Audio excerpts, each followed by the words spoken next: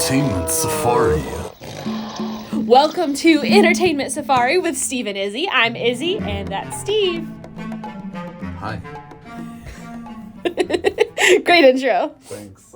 Today we're going to be doing a retrospective on Star Wars, our love for it, and just Elizabeth, in her wisdom and benevolence, thinks she can define Star Wars in 60 seconds. I'm a little incredulous.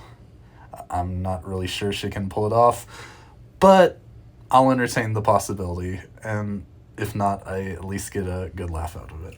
I've made Steve incredulous, and we haven't even started. That's a good sign, right? Okay, well, here goes nothing. Ready? I'm ready. 1, 2, 3, go. Okay, so there's a light side and a dark side. On the light side, you have the Rebel Alliance, and you have people like Luke and Princess Leia and Han Solo and Yoda and Rey. They're all Jedis, right? And they have green and blue lightsabers, right? Princess Leia falls in love with Han Solo, right? And Princess Leia says, "I love you." And Han Solo goes, "I know." And Princess Leia is also Luke Skywalker's sister, so, figure all that out. They have droids, too. They have C-3PO and R2-D2, and I love the droids. They're so cute. I didn't even mention Chewbacca. You gotta know about Chewbacca. But then, on the other side, there's Darth Vader and Stormtroopers. Stormtroopers have no light side, but Darth Maul and Kylo Ren and Darth Vader do. Darth Maul has a double-sided lightsaber, so there's that.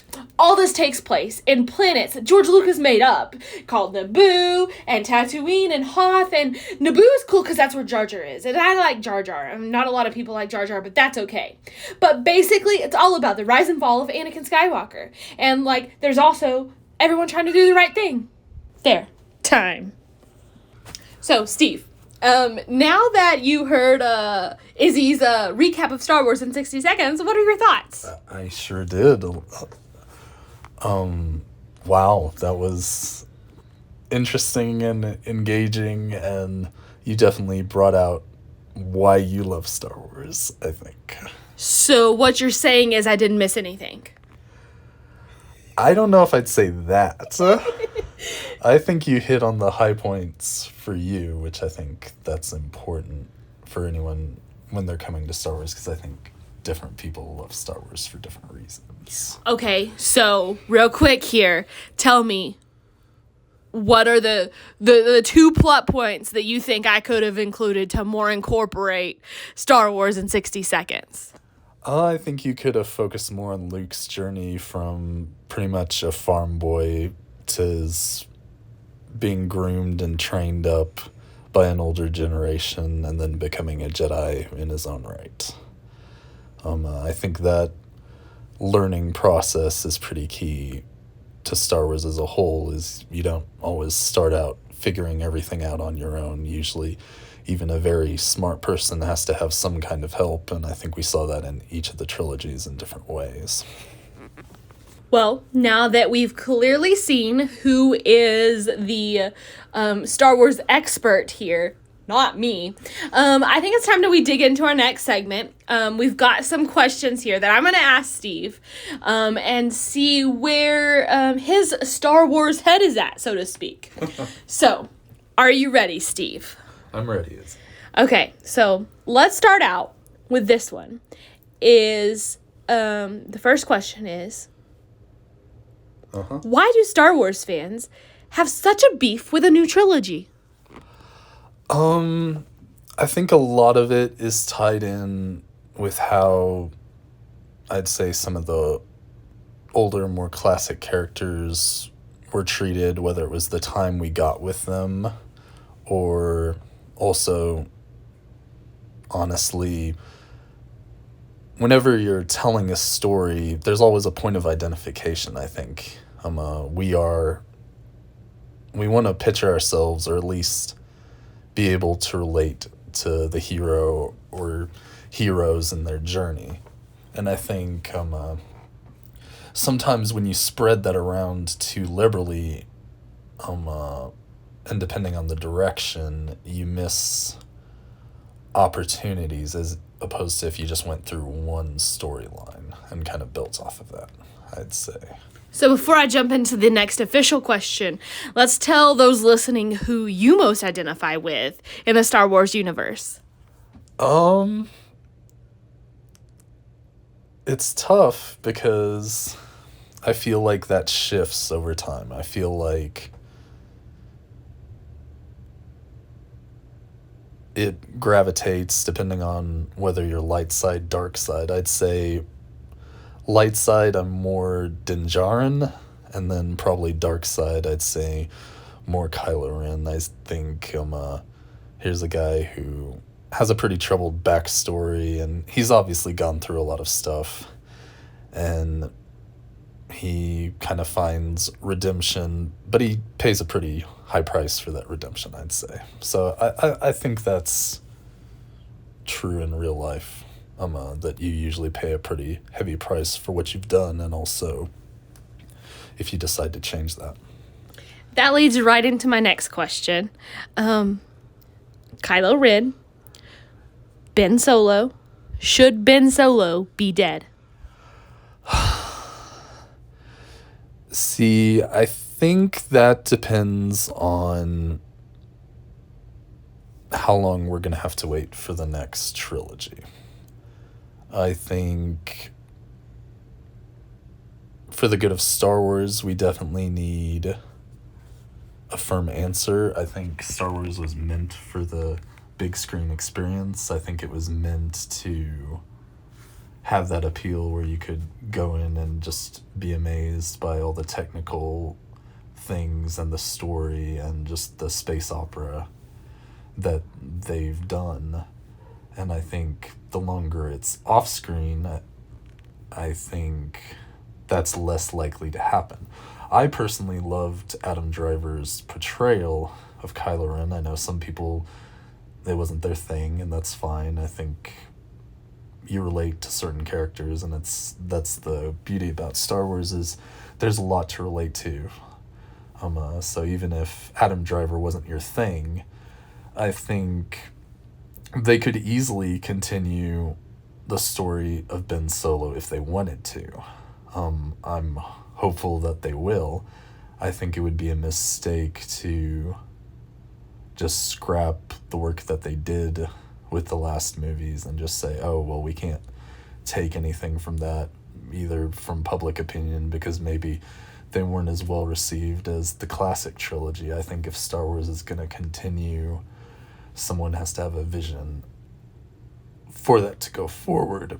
And I don't know if that's going to be The Mandalorian or if it's going to be something else, but I personally would love to see Adam Driver return to Star Wars as Ben Solo, because really you do have the potential for a love story in Star Wars that is a serious point, I think, even today, where can a person who's fallen so hard and become such a bad person actually change and find redemption?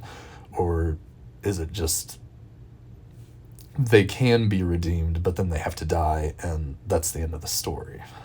And let me just say, we all need a new love story. Like, it's been too long since Leia and Han, and, I touched on that in my recap, but we need another love story. So bring it on.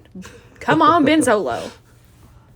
Yeah, I mean, I think so. I don't know if that's a possibility right now where they're at, and I know Adam Driver mentioned if he was to return to Star Wars, that would be the condition that he gets to work with a really good director. So I don't know who that would be right now. I know Taika Waititi is scheduled to be one of the directors for a new trilogy, but I think it'll be interesting how soon we start seeing Star Wars back in the theaters, where I'd say it belongs, as much as I love The Mandalorian. So, Steve, how long is too long in between trilogies here? I think you're always playing with fire the longer you go away from the greater amount of time you go away from that. I think you lose momentum as far as the story you're trying to tell, because those characters are out of the public consciousness for a while. Like, you saw kind of a similar thing with Avatar. I know Star Wars is a lot bigger than Avatar, but audiences today, we have so many options and so many really good options about what we're going to watch. And while I know that's been the pattern with Star Wars, where usually they do a trilogy and then they go back and they do some filler and some really good filler, whether it's the Clone Wars, Rebels, or some of these other shows, or The Mandalorian, which I already mentioned. And now we have Obi-Wan. But I think the longer time passes, I think the less likely we'll see the full cast return. I think life kind of changes that, where depending on when they actually start filming or deciding what direction to go, I think people's availability is going to be up in the air. And while I think some would return, and some of, like I said, with Adam Driver would return, I think it is a passion project, and you'd have to get a story that resonates with the actors, and also who are you going to bring back, and what's the timetable going to be depending on how successful those actors are. Right. And speaking from the production side of it, you have, there's things you need to take into consideration too. Movies don't happen overnight. Short films don't happen overnight. It takes a very talented crew, hundreds and hundreds of people, to put together one Star Wars film. And I think that's true for many reasons. And I don't think anyone would want to rush that, because Star Wars is such a staple in our film world, an icon. But you got to get the ball rolling in a little bit here if you want a new trilogy within X time period, because your pre-production will take a while, the script and planning it out and storyboarding and getting those actors signed on, like you mentioned, and then days and days and days and probably months and years of filming, and then you probably have months, if not at least 1 year in the editing and the post-production world too. I would say, especially with the special effects and things, and in the way that we're moving with more and more special effects, your post-production phase is going to take longer and longer too. So they need to get on it. I would agree, and especially when you think, like you mentioned, the droids, even in your 60-second deal, some of those droids, like the actor who played R2's no longer with us. We lost the actor who played Chewbacca a few years ago, and so I think of I think his name's Anthony Lloyd or Daniels, the guy who plays C-3PO. He's not a spring chicken. He's a very talented actor, and I think if you look at maybe not those stars, but even what a lot of people would identify as Star Wars, I think you're losing that. And I think, kind of like Mark Hamill mentioned in one of his posts, he said so many missed opportunities. I don't think he was saying that to be mean and downplay the sequel trilogy. I think he was just lamenting the loss of some of his friends, and just how he wished he could have kind of resurrected some of those good times with them on set. So I think, like you said, as time goes along, there are so many different obstacles to overcome, for sure. So before we get too far in this life and death and get all sentimental and start crying here behind the microphone, Steve, what is the state of Star Wars today through your eyes? I'm not one of these people who says, "Oh, Star Wars is dead. You've wrecked my childhood, and I'll never get over it." Maybe that is just a reflection. I was not born, or I might have been barely born in the 80s when those first films were coming out.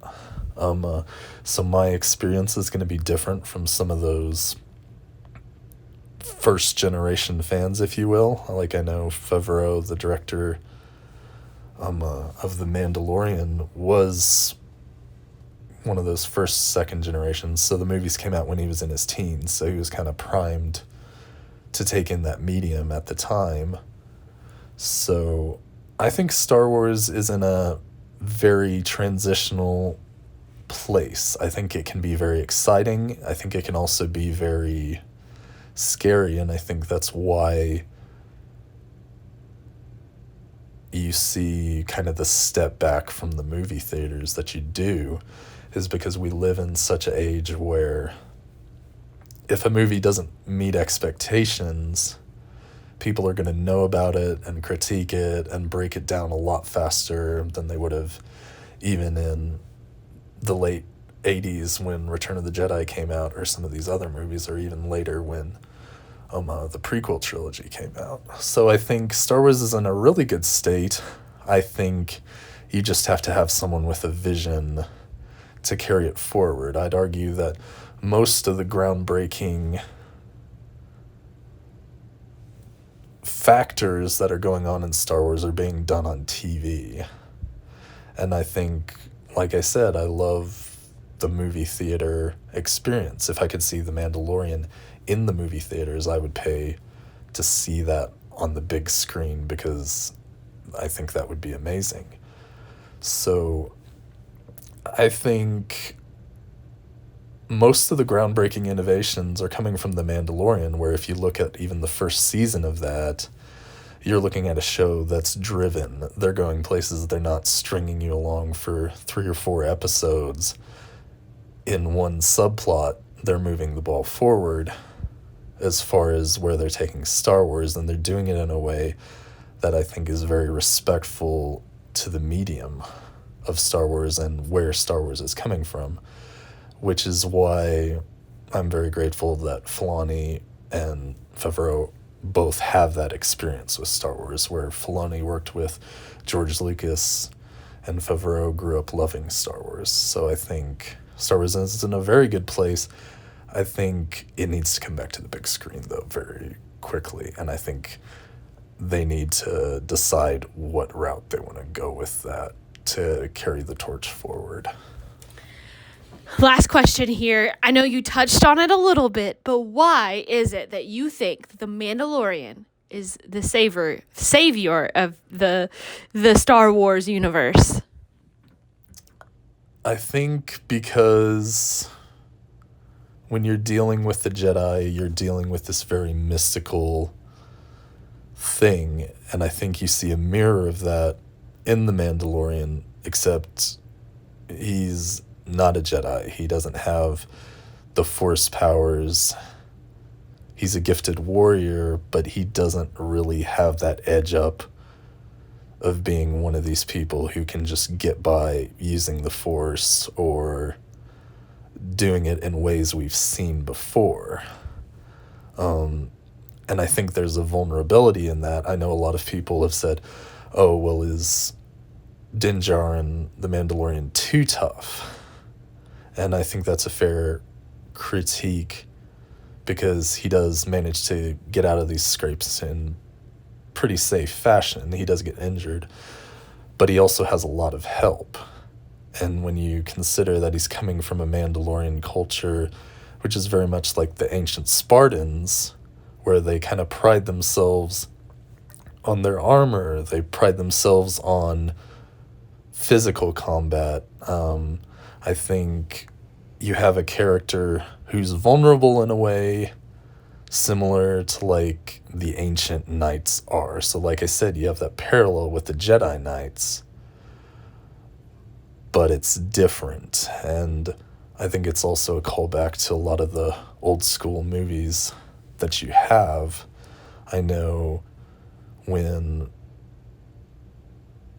the actor who plays Din Djarin, Pedro Pascal, came in to talk to Favreau about accepting the part, he said, what kind of movies should I be watching? And Favreau said, like Seven Samurai, Clint Eastwood, and The Good, the Bad, and the Ugly, and Sergio Leone. So I think you also have this interesting tie-in with cinema.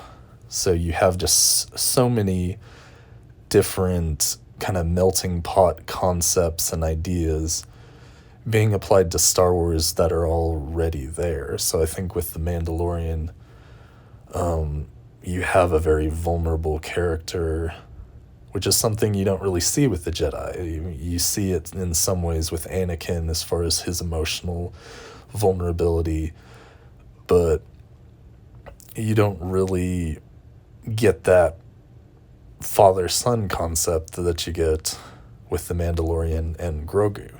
So I think you're pursuing an idea which George Lucas fully supports, which is it's about family. It's a space opera, but it's tied in with the family concept and how do families interact and how do the different parts of that family interact.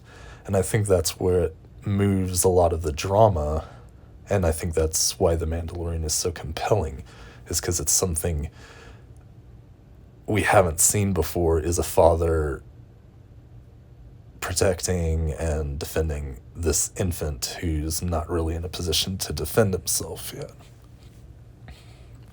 Wow. Went deep. I know I learned a lot from that conversation there. I need to rewatch Star Wars #1. I did a whole recap on Star Wars. Never mentioned the Force once, so, whatever. But yeah, I totally agree. I think that I'm excited to see where we go from here. And the family aspect, I was right there with you with the love stories, love stories, family, it all adds up together. I think in Star Wars, that's one of the reasons why so many people love Star Wars around the world, because there's just so many different elements to love about it. And there's just so many different characters to relate to and different stories to follow. And there's just so much to love there. Oh, absolutely. And that's the great thing is, like you said, there are love stories, there are kind of the high romances, which I think people can strive for. There's also the practical romances. They're just a wealth of relatable things as far as our human condition and just how we view the world and who we choose to love and who we choose to stand alongside and fight for and who we fight against, honestly. I think, and it's not just about love stories too, whether it be family love stories or like a love story. There's action, there's fights, there's space, Star Wars has it all, truly. So I think that's one of the reasons why we decided to start with Star Wars as our first episode of Entertainment Safari here, because it's one of our loves and we know there's a lot of people out there that can relate as well. Absolutely. We know you do enjoy a good love story, though. So True that. I think if you continue listening to Entertainment Safari, you'll see who's more of the nerdy type and who's more the love story type. But that's on the next episode. We'll dive into who we are and what kind of movies we're into and what kind of entertainment we really identify with the most. We wanted to jump right in on this first episode, though. Okay, ladies and gentlemen, before we wrap up today's podcast, we have one more segment for you, and we're calling today's segment Star Wars All-Stars. That's right. The two of us, Steve and Izzy here, we are going to draft two different teams of our favorite or best, or however you want to interpret it, Star Wars teams. The object is to get the best team overall. And here's where we want to hear from you, our viewers. We want you to vote on which of the two of us you think has the best team overall. Now, they're not playing basketball or anything, obviously. Just like best characters, who has the best team. So, to keep this fair and, honest so that we can go to sleep at night, we've got a coin here and we're going to flip to see who gets first pick. Steve, I'll let you call it in the air. Are you ready? I'm ready. Good. Okay, you ready? Ready? You ready? Okay, call it in the air. Ready? 1, 2, 3. Heads. Oh, we gotta find it. Oh, stand by. It is tails. Okay, so with my first pick overall, It's tough. We're going top 5 here. My first pick, I've got to go Princess Leia. Who's more iconic? You got the space buns. If you see a picture of Princess Leia, everyone's going to know who it is, and I don't think Star Wars would be the same without her, so I go Princess Leia number 1. Okay, I kind of figured you would, given how that 60-second spiel went. I'd feel very silly if I didn't select The Mandalorian for my first pick. Bold. Not many people would do that, but that's why I love you. Okay, for my second pick. For my second pick, I've got to go get a droid because I love me some droids. They're honestly what keep me engaged in Star Wars some of the time. So my second pick is going to be my boy C-3PO. Solid choice. I did not see him going off the board so early. I think I would have to choose Darth Vader for my number 2 pick. I mean, just the chills from seeing the original trilogy and just seeing just that Hulk of a shadow just walking out for the first time. Pretty amazing stuff. So I'd have to go Darth Vader for my number 2 pick. Okay, my number 3 pick. This is dedicated to you, Steve. I need some dark side in me. Because I can't just have all light side team. So I've got to go with the man, Ben Solo, a.k.a. Kylo Ren. I don't know that I ever would have done that before I met you, Steve. But here we are. I mean, he is Ben Solo, Princess Leia, Han Solo, Kylo Ren, you're on my team. Congratulations. See, I knew you were probably going to do that. But between Kylo and Darth Vader, I had to make a tough decision. I think we can both agree that there's some tough decisions being made on who's going to be on this list, period. For sure. So that hurts. I think it's only fair that I take someone off the board who I feel like we both know and love, and that's Han Solo. I feel like he's the most rascally scoundrel in the galaxy, and I think he pretty much makes that original trilogy relatable for just like the everyday guy on the street. Once again, no force powers. He's just getting by on luck and the best he can do in the moment. So I'm going Han Solo with my number 3 pick.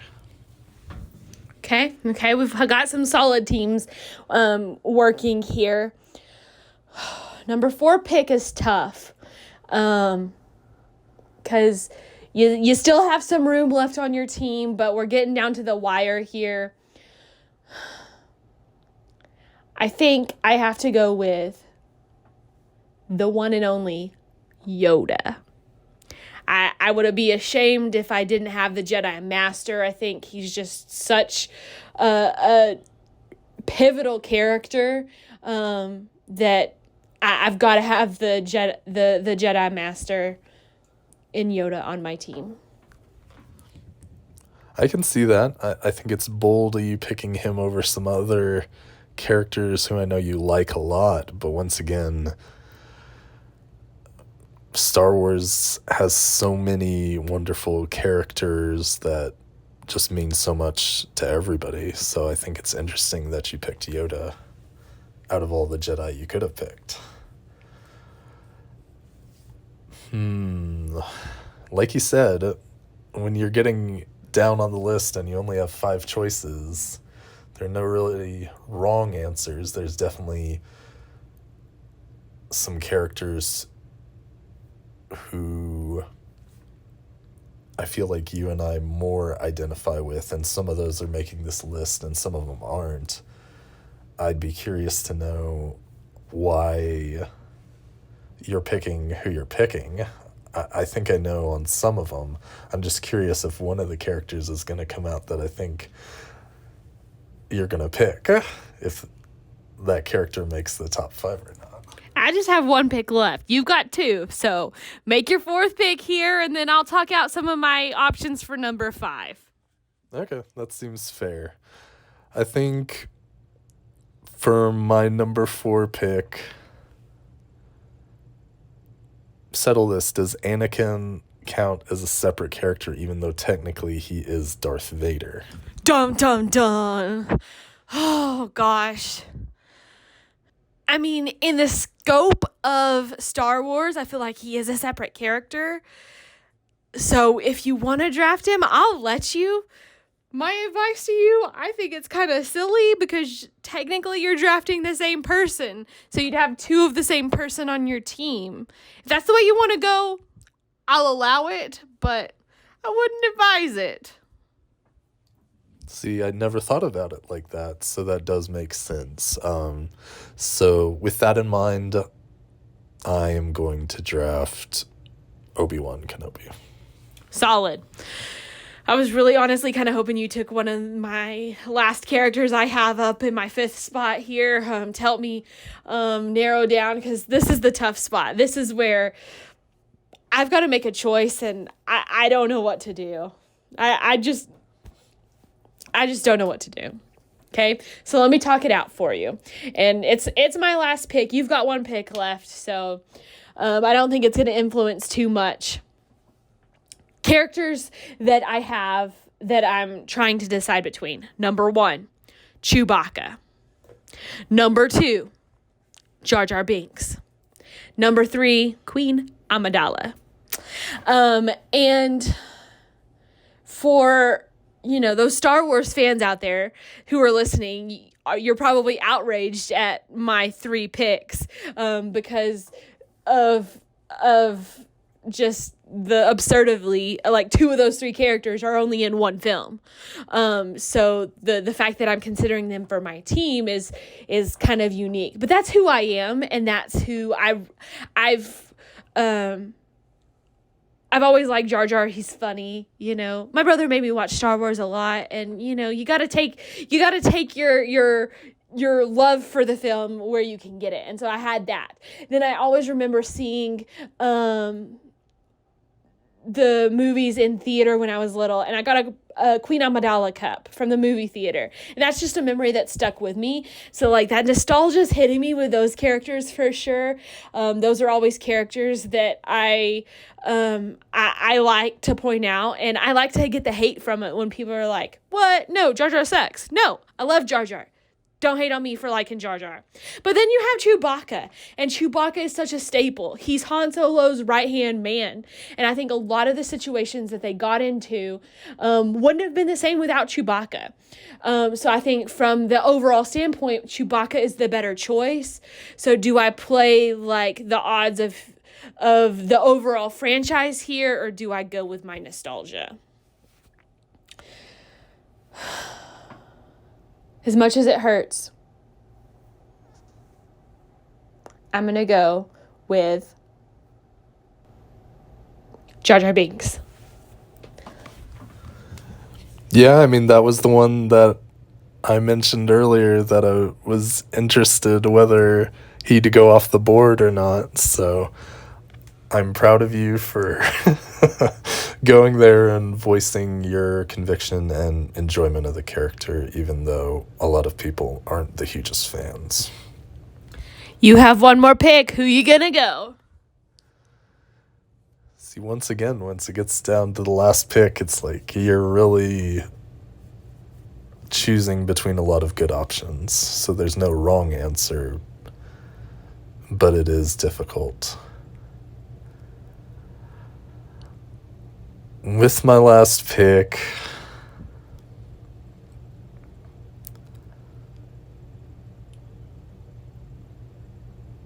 I'm like,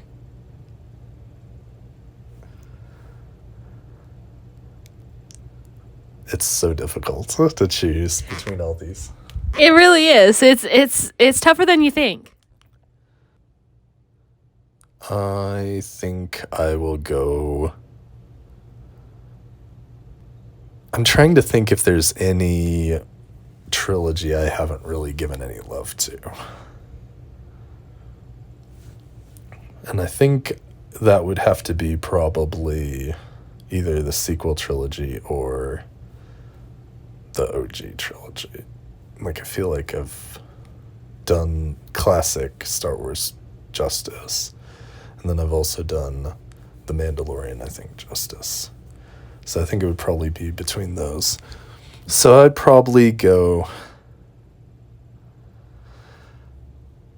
It's tough, but I'll take Padme. Woo! Interesting. I'm sorry, Chewie, we love you. We really do. The fact that we left Chewie undrafted just... But let's recap our teams real quick. I have Princess Leia.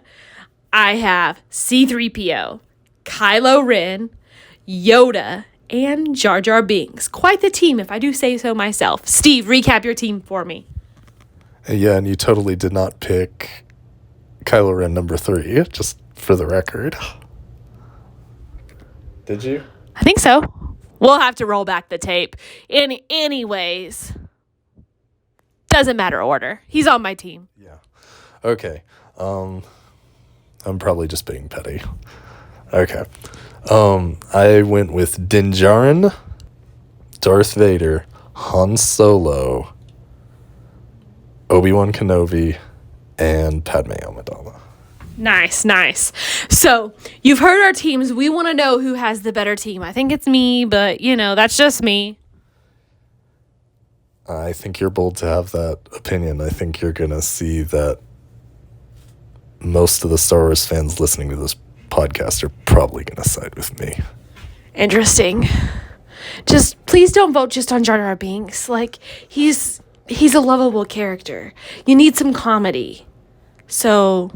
we love Jar Jar over here. Yeah, so that's our thoughts on the Star Wars franchise and where it's at, and also our love for the stories that these great creative people have told. I think there's something for everyone to love if they look hard enough. And if you haven't given Star Wars a try, I think you should definitely. I know that as hard as that is to believe, there are people who have never seen a Star Wars movie. And if that's you, I would encourage you that despite what people say, oh, it's only for nerds, or oh, it's only for this type of person, I think you should give it a try. And I think if you come to the stories with an open mind, I think you'll find something to love, just like Izzy and I do. Absolutely. I would 100% agree. Definitely not as big of a Star Wars nerd as Steve here is, but I love Star Wars just the same, and I'm excited to start our episode, our podcast off with Star Wars here. Obviously, we're not going to do a review of Star Wars because I think that would just be a little controversial, and who knows how long the first episode would be if we were reviewing it and all kinds of things like that. So we gave you our thoughts. We'll see you again soon for the next episode. We're excited to share this entertainment safari with you and take you on all kinds of journeys through the world of movies, TVs, audio, music, all the things entertainment. So thanks for tuning in. Come back and see us again soon. Bye.